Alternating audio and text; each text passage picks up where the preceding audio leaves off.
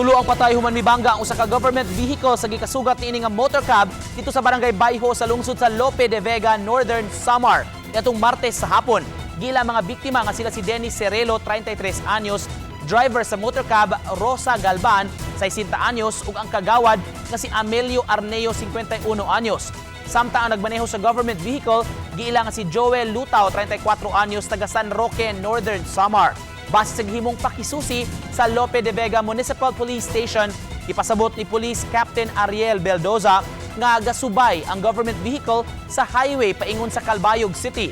Apan sa pag-abot sa likuong bahin, mi overtake kini sa gisundan nga motorsiklo ug dinhi na nakasugat ang motor cab nga padung sa Katarman. Gumikan sa kakusog sa impact, nalabay ang mga sakay sa motor cab nga mo hinungdan sa kamatayon sa tulo ka mga biktima. Samtang tulo nadala sa ospital. Mag-atubang og kasong multiple homicide, multiple physical injury ug damage to property ang driver sa government vehicle.